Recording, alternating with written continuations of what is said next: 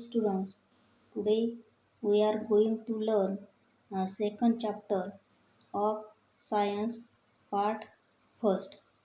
Uh, the name of chapter is work and energy. In this chapter, we are going to learn what is mean by work, energy, mechanical energy, law of conservation of energy and free fall. या ज्या काही 5 concept आहेत त्या आपण आज या चॅप्टरमध्ये पाहणार आहोत. आता या ठिकाणी आपल्याला काही पिक्चर दिलेले आहेत बघा, आणि त्या पिक्चरमध्ये you can see the various activities. 4 activities त्या पिक्चरमध्ये आपल्याला दाखवलेल्या आहे बघा. If you observe the pictures carefully then you will see that in first activity one girl is writing something. In second picture one boy is playing with a ball. Third picture मध्ये girl operating remote operate करताना आपल्याला बघायला मिळते. आणि fourth पिक्चरमध्ये जर बघितलं तर one person walking with a bag on his shoulder. मग आता ह्या पिक्चरचं जर ऑब्झर्वेशन केलं तर त्या ऑब्झर्वेशनवरून किंवा त्या ज्या ॲक्टिव्हिटीज आहेत त्या ॲक्टिव्हिटीजवर आपल्याला काही प्रश्न विचारलेले आहेत. पहिला प्रश्न काय बघा, in which of the pictures above has work been done. आता या 4 पिक्चरपैकी कोणत्या ॲक्टिव्हिटीमध्ये किंवा कोणत्या घटनांमध्ये तुम्हाला वर्क डन कार्य झाल्याचं बघायला मिळतं. तर पहिलं पिक्चर जर बघितलं तर त्या ठिकाणी एक मुलगी काहीतरी लिहिते बघा, होमवर्क करते. मग लिहिणं हे सुद्धा काय झालेलं आहे बघा, तिचं लिहिण्याची क्रिया करते, म्हणजे त्या ठिकाणी ती काहीतरी काम करते बघा.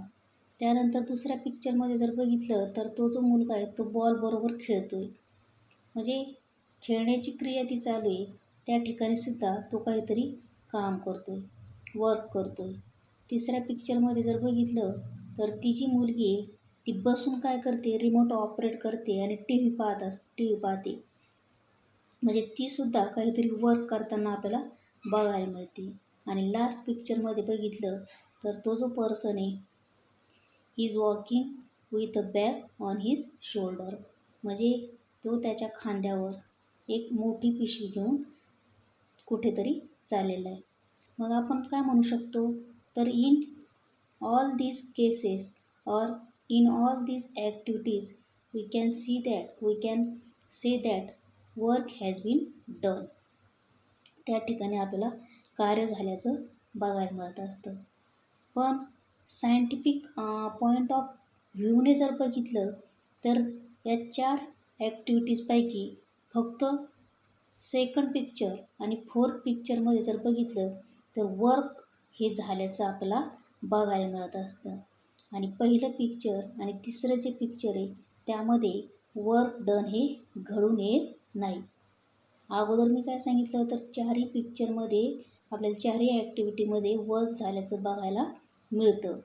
पण सायंटिफिक पॉईंट ऑफ व्ह्यूने जर बघितलं तर फक्त सेकंड ॲक्टिव्हिटी आणि फोर्थ ॲक्टिव्हिटी किंवा सेकंड पिक्चर आणि फोर्थ जे पिक्चर आहे त्याच्यामध्येच वर्क झाल्याचं बघायला मिळतं. मग वर्क केव्हा होतं, सायंटिफिक पॉईंट ऑफ व्ह्यूने जर बघितलं तर वर्क डन केव्हा घडून येतं ते आपण पुढे पाहणार आहोत. मग त्याच्याशी रिलेटेडच दुसरा प्रश्न काय विचारला आहे बघा, from scientific point of view when do we say that no work was done. म्हणजे आपण शास्त्रीय दृष्टिकोनातून जर बघितलं तर केव्हा कार्य होत नाही असं आपण म्हणू शकतो.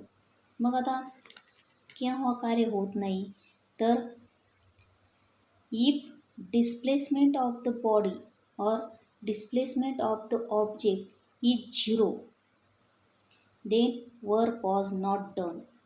म्हणजे ज्यावेळेस आपण एखाद्या ऑब्जेक्टवर फोर्स ॲप्लाय करतो आणि त्या ऑब्जेक्टचं डिस्प्लेसमेंट झालं नाही तर त्यावेळेस वर्क डन हे घडून येत नाही. किंवा आपण असंही म्हणू शकतो, if no force acting on the body then work was not done. म्हणजे एखाद्या ऑब्जेक्टवर फोर्स ॲप्लाय केलेला नसेल तर त्यावेळेससुद्धा वर्क डन घडून येत नाही. आणि आणखीन दुसऱ्या केसमध्ये केव्हा वर्क डन घडून येत नाही, तर if displacement of body is perpendicular to the applied force then work was not done. ज्यावेळेस एखाद्या ऑब्जेक्टवर जर फोर्स ॲप्लाय केला आणि त्या ऑब्जेक्टचं डिस्प्लेसमेंट हे फोर्सला परपेंडिक्युलर असेल तर त्यावेळेससुद्धा वर्क डन हे घडून येत नाही. हे कशाच्या दृष्टीने म्हणू शकतो आपण, तर from scientific point of view.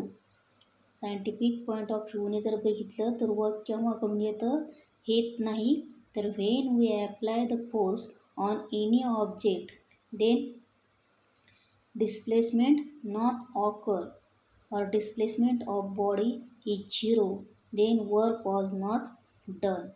किंवा if displacement of body is perpendicular to the applied force then work was not done. Or we can also say that no force acting on the object then work was not done. त्यामुळेच मी तुम्हाला या 4 ॲक्टिव्हिटीजमध्ये पैकी पहिली आणि तिसरी जी activity आहे त्यामध्ये work done झालं नाही असं सांगितलेलं आहे. कारण का, तर ती मुलगी जी आहे ती रायटिंग ही जी प्रोसेस आहे ती करते बघा, लिहिण्याची क्रिया करते, पण त्या ठिकाणी कोणत्याही ऑब्जेक्टचं डिस्प्लेसमेंट हे झालेलं नाही आहे. त्यामुळे त्या ठिकाणी वर्क डन हे घडून येत नाही. तिसऱ्या पिक्चरमध्ये ती मुलगी रिमोट ऑपरेट करते किंवा तिच्या हातात रिमोट आहे किंवा ती बसून टी व्ही बघते, त्या ठिकाणीसुद्धा कोणत्याही ऑब्जेक्टचं डिस्प्लेसमेंट झालेलं नाही आहे. त्यामुळे त्या ठिकाणीसुद्धा वर्क डन हे घडून येत नाही. पण दुसऱ्या ॲक्टिव्हिटीमध्ये जर बघितलं तर तो मुलगा बॉलबरोबर खेळतो आहे आणि हाताच्या सहाय्याने त्या बॉलला काय करतो आहे, तो खालच्या दिशेने त्याला थ्रो करतो आहे. म्हणजे त्या ठिकाणी बॉलचं काय झालेलं आहे, डिस्प्लेसमेंट झालेलं आहे. त्यामुळे दुसऱ्या ॲक्टिव्हिटीमध्ये वर्क डन घडून आलेलं आहे. आणि शेवटची जी ॲक्टिव्हिटी बघा, त्या माणसाने काय केलेलं आहे, ती जी बॅग आहे त्याच्या शोल्डरवर घेतलेली, पण ती बॅग त्याला शोल्डरवर घेण्यासाठी, जमिनीवरून शोल्डरवर घेण्यासाठी त्याच्यावर फोर्स ॲप्लाय करावा लागलेला आहे. आणि फोर्स ॲप्लाय केल्यामुळं ती जी बॅग आहे त्या बॅगचं डिस्प्लेसमेंट झालेलं आहे. त्यामुळं त्या ठिकाणीसुद्धा वर्क डन हे झाल्याचं आपला बघायला मिळतं. म्हणजे आता समजा आपण म्हणतो बघा, समजा मी एका भिंतीला फोर्स ॲप्लाय केला, फोर्स ॲप्लाय करून मी त्या भिंतीवर सारखा फोर्स ॲप्लाय करते, फोर्स ॲप्लाय करता करता मी घामाघूम झाले, पण तरीसुद्धा त्या ठिकाणी कोणत्याही प्रकारचं वर्क डन हे घडून आलेलं नाही. मी भिंतीवर किती फोर्स लावला आणि किती माझी एनर्जी वापरली तरी त्या ठिकाणी वर्क डन हे घडून येणार नाही. कारण का, तरी मी जरी फोर्स ॲप्लाय केलेला असला तरी त्या भिंतीचं डिस्प्लेसमेंट हे झालं नाही. त्यामुळं त्या ठिकाणी वर्क डन हे घडून येणार नाही. किंवा आपण बघतो बघा, दिवसभरात आपण म्हणतो मी हे काम केलं, ते काम केलं. समजा मी भाजी निवडण्याचं काम केलं तर त्या ठिकाणीसुद्धा आपण म्हणतो मी हे काम केलं, पण त्या ठिकाणीसुद्धा वर्क डन हे घडून येत नाही. जनरली एनी मेंटल और physical activity is referred to as work. म्हणजे मी आत्ताच तुम्हाला जे 2 एक्झाम्पल सांगितले बघा, भाजी निवडण्याचं म्हणा किंवा भिंतीला पूल करण्याचं, तर त्या ठिकाणी जरी मेंटल किंवा फिजिकल ॲक्टिव्हिटी घडून आलेली असली तरी त्याला आपण वर्क म्हणतो, पण सायंटिफिक लँग्वेजमध्ये ते वर्क होत नाही. When we walk or run the energy in our body is used to do the necessary work. म्हणजे ज्यावेळेस आपण चालतो किंवा पळतो त्यावेळेस काय करत असतो, तर आपल्या बॉडीमध्ये असणारी जी एनर्जी, ती एनर्जी ते वर्क करण्यासाठी आपण वापरत असतो. We say that a girl who is studying is working or performing work but that is a mental work. म्हणजे ती जी मुलगी आहे ती मुलगी अभ्यास करीत असली, तिच्याकडून जरी अभ्यास करण्याचं कार्य घडून येत असलं तरी ते जे कार्य आहे ते कार्य कशामध्ये गणलं जात असतं, तर इट इज मेंटल वर्क, मानसिक कार्य त्यासाठी वापरलं जात असतं. And in physics we deal with physical work. Work has a special meaning in physics.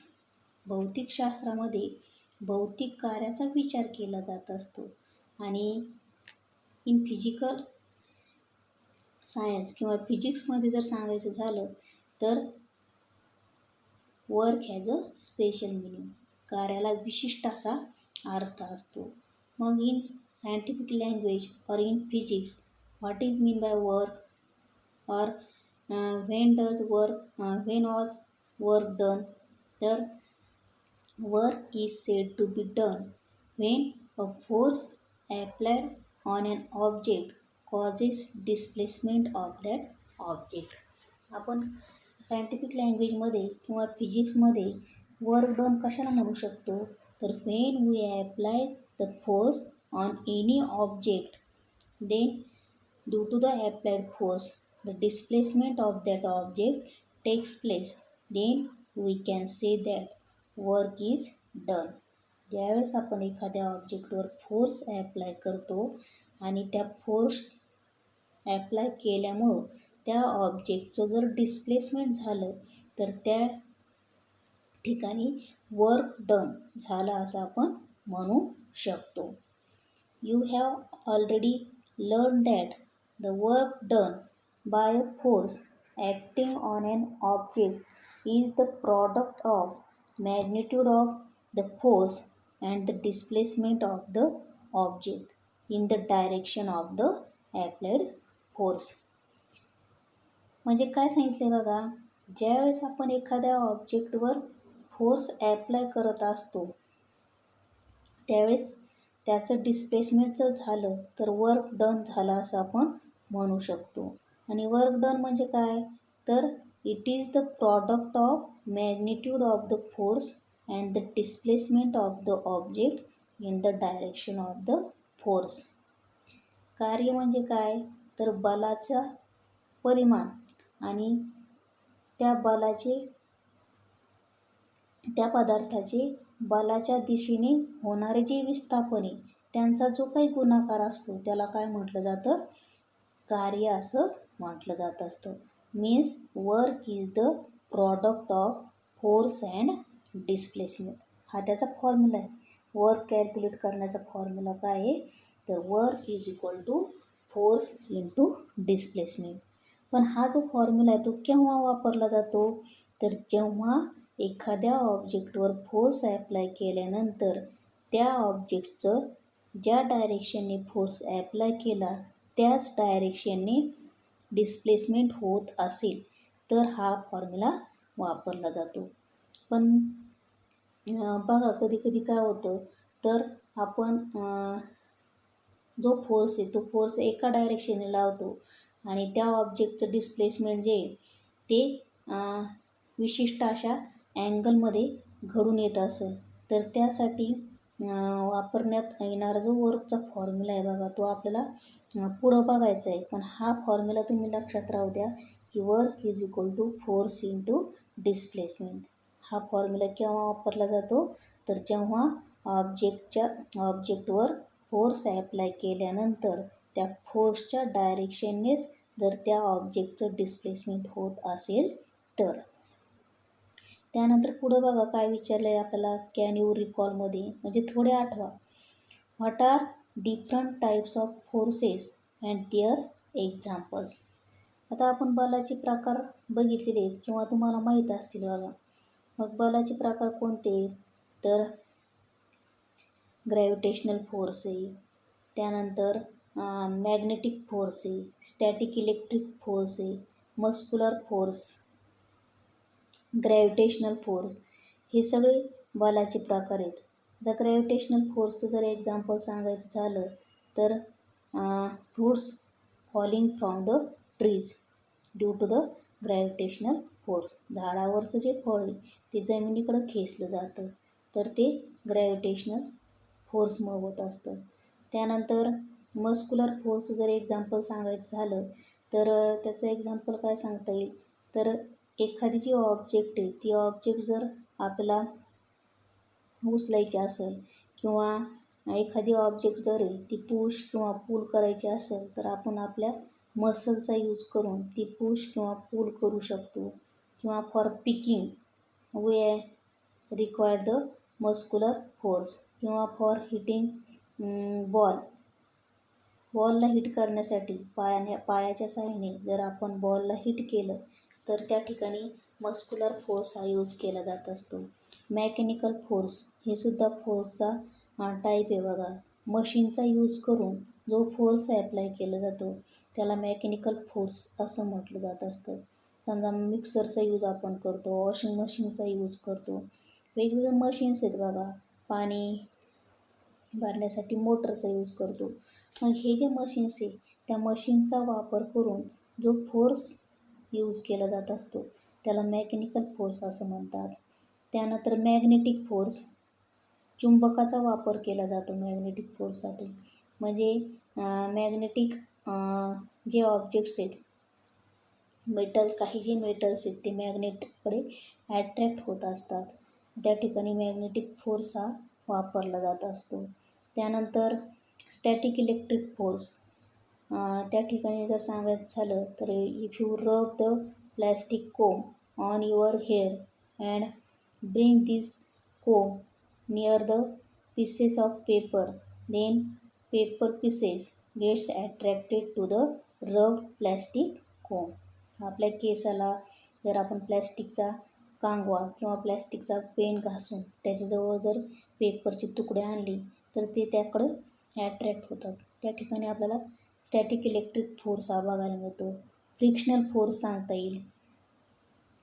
ज्यावेळेस आपण चालतो बघा जमिनीवरून त्यावेळेस जमीन आणि आपले पाय यांच्या दरम्यान फ्रिक्शनल फोर्स हा ॲप्लाय होत असतो. म्हणजे these are the different types of forces and their examples. त्यानंतर पुढं काय विचारलं आहे बघा आपल्याला, तर Meenakshi was to displace a wooden block from point A to point B along the surface of a table as shown in figure 2.2a. आता या ठिकाणी बघा पहिलं जे पिक्चर आहे बघा त्या पिक्चरमध्ये काय दाखवलं आहे, तर मीनाक्षी नावाची जी मुलगी आहे ती मुलगी तो जो वुडन ब्लॉक आहे तो डिस्प्लेस करू राहिली. कुठून कुठं, तर from point A to point B. म्हणजे सपोज A पॉईंटपासून B पॉईंटकडे ती डिस्प्लेस करते आणि displacement of that wooden block takes place along the surface of a table. टेबलचा जो सरफेस आहे त्या सरफेसवर त्याचं डिस्प्लेसमेंट हे झाल्याचं आपल्याला बघायला मिळतं. She has used force F for the purpose. म्हणजे तो जो वुडन ब्लॉक आहे तो डिस्प्लेस करण्यासाठी तिने F इतका फोर्स हा ॲप्लाय केलेला आहे. Has all the energy she spent been use to produce acceleration in the block. म्हणजे काय प्रश्न विचारला आहे त्यांनी, तर तिने जेवढी काही एनर्जी वापरलेली तो वुडन ब्लॉक डिस्प्लेस करण्यासाठी किंवा त्याच्यावर फोर्स ॲप्लाय करण्यासाठी ती सगळी एनर्जी त्या ठोकळ्यामध्ये ॲक्सलरेशन निर्माण होण्यासाठी वापरली गेली असेल का, आणि which force has been overcome using that energy. मग ती ऊर्जा कोणकोणत्या बलावर मात करण्यासाठी वापरली गेली असेल. आता यातला आपण पहिला जो प्रश्न आहे बघा त्याचं उत्तर सांगूया. Has all the energy she spent been used to produce acceleration in the block. म्हणजे तिने तो जो वुडन ब्लॉक आहे तो A पॉईंटपासून B पॉईंटपर्यंत डिस्प्लेस करण्यासाठी जो काही फोर्स ॲप्लाय केला तो फोर्स ॲप्लाय करण्यासाठी तिने जी काही एनर्जी वापरलेली ती सगळी एनर्जी त्या ब्लॉकमध्ये ॲक्सलरेशन होण्यासाठी वापरली गेली असेल का? तर नाही बघा. सगळीच एनर्जी त्या ब्लॉकमध्ये ॲक्सलरेशन होण्यासाठी वापरली गेलेली नसेल. मग ती एनर्जी कुठं गेली किंवा कोणत्या बलावर मात करण्यासाठी वापरली असेल? तर ज्यावेळेस तो वुडन ब्लॉक ए पॉईंटकडून बी पॉईंटकडे डिस्प्लेस होत असतो, त्यावेळेस त्या ठिकाणी काही त्याच्यावर ग्रॅव्हिटेशनल फोर्स असतो. मग तो जो ग्रॅव्हिटेशनल फोर्स आहे त्याच्यावर ओव्हरकम करण्यासाठी तिने काही एनर्जी वापरलेली असणार आहे. त्याचबरोबर तो वुडन ब्लॉकचा बेस आणि ग्राउंड सरफेस जो आहे त्यांच्या दरम्यान त्याच्यावर फ्रिक्शनल फोर्स हा ॲप्लाय होत असतो. म्हणजे तो जो फ्रिक्शनल फोर्स आहे त्यावर ओव्हरकम करण्यासाठी सुद्धा ती एनर्जी वापरली गेलेली आहे. म्हणजे त्या मीनाक्षीने जी काही एनर्जी त्या ब्लॉकवर फोर्स लावण्यासाठी वापरली आहे त्या एनर्जीपैकी काही एनर्जी ग्रॅव्हिटेशनल फोर्स आणि काही एनर्जी फ्रिक्शनल फोर्सवर ओव्हरकम करण्यासाठी वापरली गेलेली आहे. त्यानंतर आपण आता पुढच्या तासाला राहिलेला भाग बघणार आहोत, की जसं आपण बघितलं आत्ता जो आपण वर्कचा फॉर्म्युला बघितला फोर्स इंटू डिस्प्लेसमेंट. मी सांगितलं तुम्हाला की हा जो फॉर्म्युला आहे तो केव्हा वापरला जातो? तर जेव्हा ऑब्जेक्टवर फोर्स ॲप्लाय केल्यानंतर त्या फोर्सच्या डायरेक्शनने त्या ऑब्जेक्टचं डिस्प्लेसमेंट होत असेल तेव्हा. पण काही वेळेस काय होतं, तर फोर्स ज्या डायरेक्शनने ॲप्लाय केला जातो त्याच्या ज्या ऑब्जेक्टवर तो फोर्स ॲप्लाय केला जात असतो त्या ऑब्जेक्टवर ज्या डायरेक्शनने फोर्स ॲप्लाय केला त्या डायरेक्शनने त्याचं डिस्प्लेसमेंट हे होत नाही. तर त्यावेळेस कोणता फॉर्म्युला वापरला जातो ते आपण पुढच्या तासाला बघूया. आज आपण इथेच थांबूया. थँक्यू.